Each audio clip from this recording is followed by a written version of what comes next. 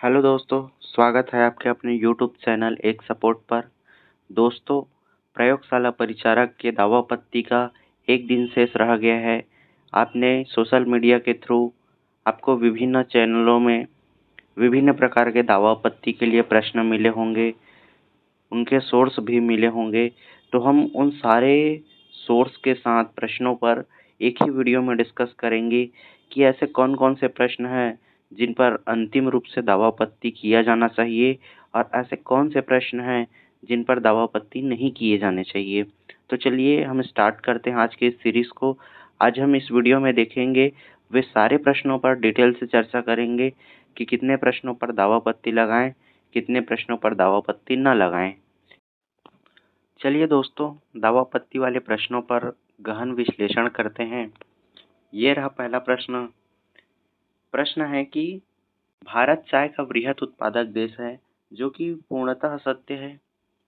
इसका कारण ये बताया गया है कि भारत में चाय के उत्पादन के लिए शीतोष्ण जलवायु पाई जाती है। इसको देखेंगे तो ये भी कथन सही है, क्योंकि इस कथन के अनुसार देखें तो कारण जो है कथन की पूर्णता व्याख्या करता है, तो इसका ऑप्शन ए होना चाहिए। परंतु व्यापम ने इसका आंसर सी लिया है। व्यापम के अनुसार कथन तो सही है, परंतु कारण गलत है। भारत में शीतोष्ण जलवायु नहीं पाया जाता है व्यापम के अनुसार। चूंकि इस प्रश्न का विश्लेषण करेंगे तो आपको समझ आएगा। इस प्रश्न को दावापत्ती के लिए लगाया गया है, जिसमें कहा गया है दावा ये है, इस प्रश्न का सही उत्तर या सही विकल्प ए होना चाहिए। प्रश्न के लिए सोर्स भी दिया गया है।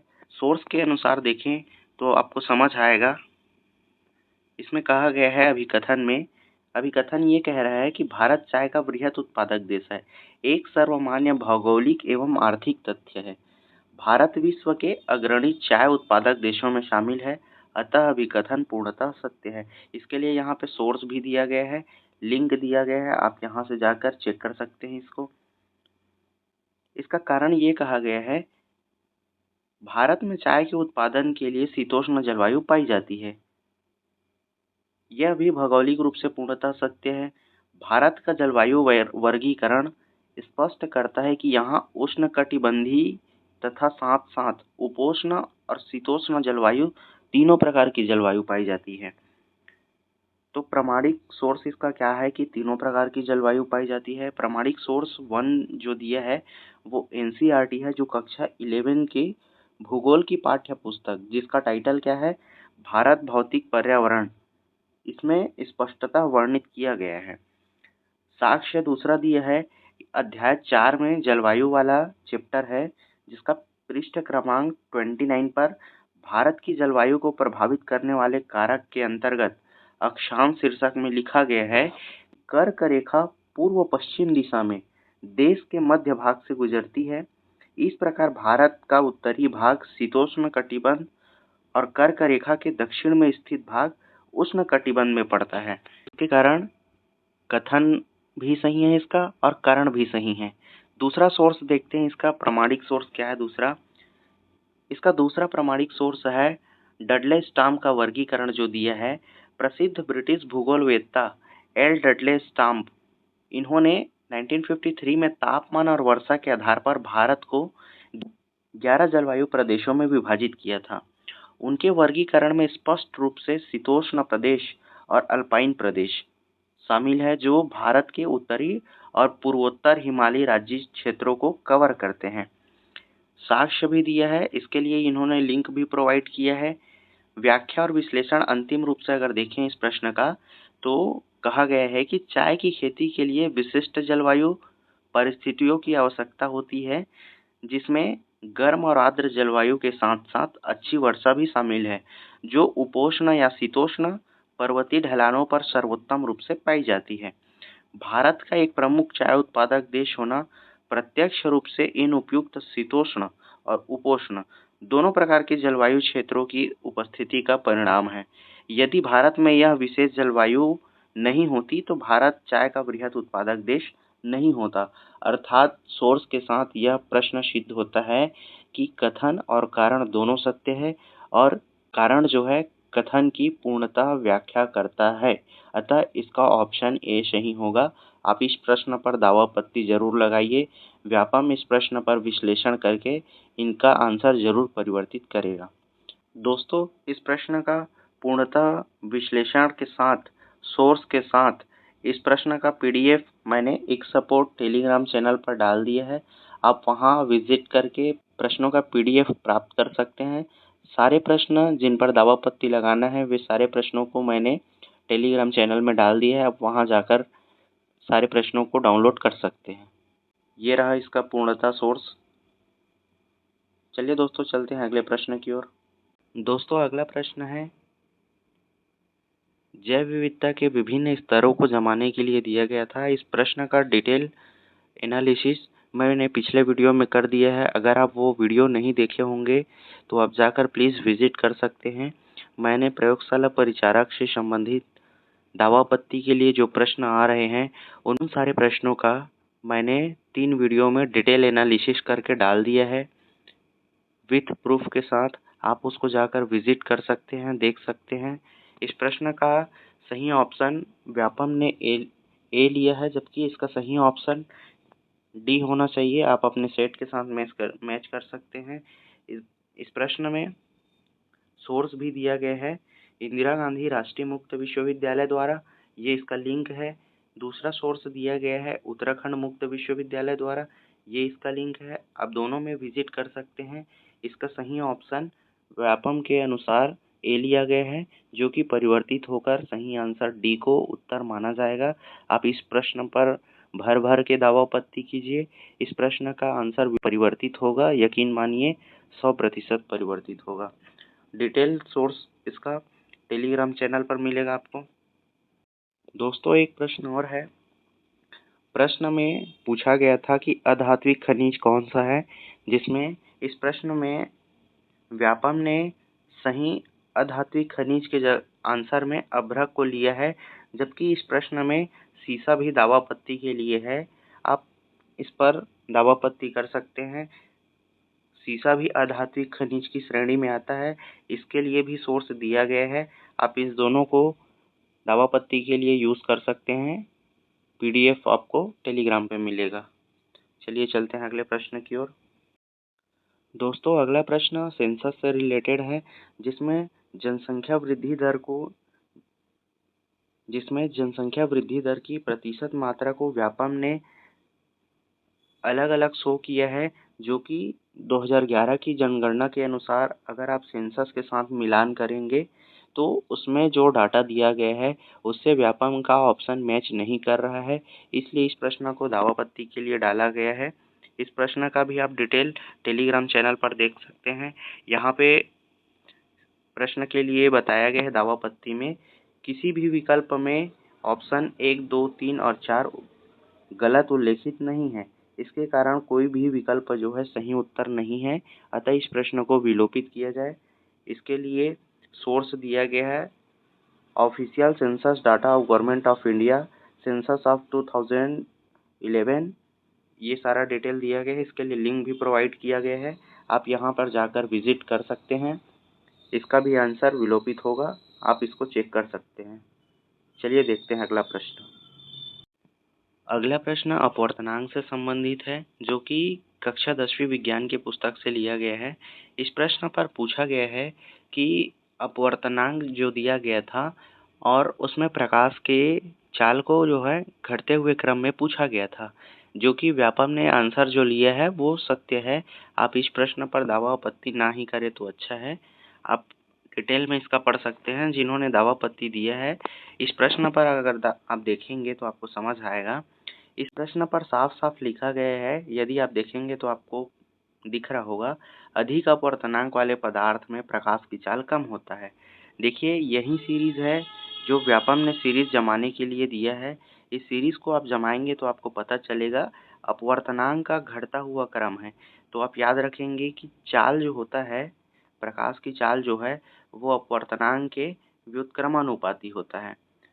तो व्युत्क्रमानुपाती जो है तो इसके हिसाब अगर आप देखेंगे तो ये अपवर्तनांक का घटता हुआ क्रम है, नीचे की ओर अगर अपवर्तनांक घट रहा है तो यहाँ पर याद रखेंगे नीचे की ओर आने पर प्रकाश की चाल बढ़ेगा।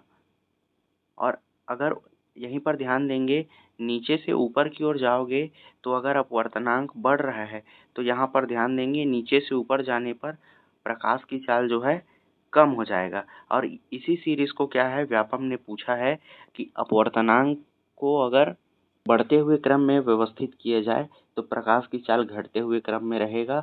और व्यापम के अनुसार जो आंसर लिया गया है वो एकदम अप्रोप्रिएट सही है। आप इस प्रश्न पर दावा आपत्ति ना ही करें तो अच्छा होगा। चलिए देखते हैं अगला प्रश्न। दोस्तों अगला प्रश्न देखते हैं। घटते हुए क्रम में जमाने के लिए इस प्रश्न को दिया था जिसमें हीलियम का गलनांक दिया है 1560 केल्विन और यहीं पर बेरियम का जो गलनांक दिया है वो 1002 केल्विन है। तो यहाँ पर एक चीज़ और ध्यान देना है कि इस प्रश्न को सिर्फ बेरिलियम या बेरियम नहीं दिया था, इसमें कार्बोनेट की बात किया गया था जिसमें कार्बोनेट के जुड़ जाने के कारण ये जो है स्थायित्व को प्राप्त करता है। जैसे कि आप ध्यान देंगे व्यापम ने जो आंसर लिया है इस प्रश्न में दावापत्ति में दिया है कि बेरिलियम का जो गलनांक होता है वो 1560 केल्विन है, जबकि कैल्शियम का गलनांक दिया है 1124 केल्विन।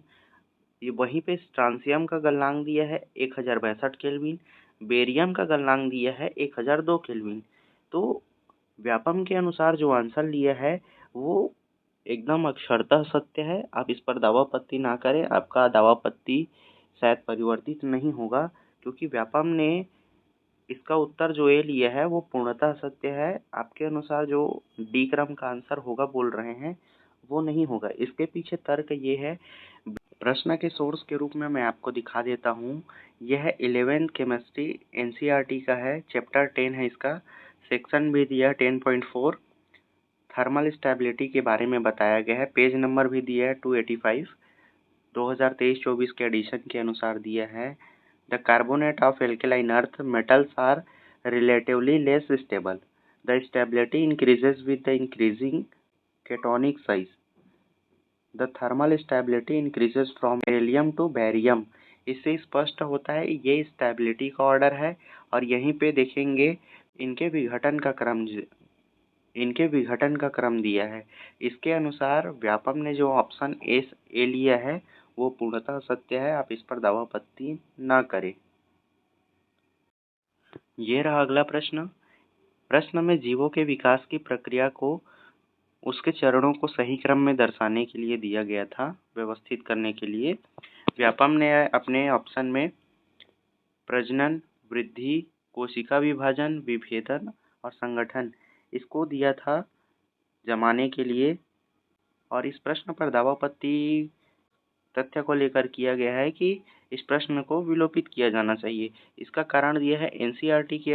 आप एनसीईआरटी की बुक देखेंगे तो इस पर अध्याय 2 दिया है मानव जनन और पेज नंबर है 28। इसके अनुसार अगर आप देखेंगे तो जीवों के विकास के जो विभिन्न चरण हैं उस चरण को अलग अलग प्रक्रिया में दर्शाया गया है या अलग अलग चरणों में दर्शाया गया है। इसका डिटेल दिया है कि दावापत्ति करने का कारण क्या है। उपरोक्त आधार से स्पष्ट है कि जीवों के विकास की विभिन्न प्रक्रिया में निम्नलिखित चरण शामिल होते हैं। और ये चरण कौन कौन से हैं?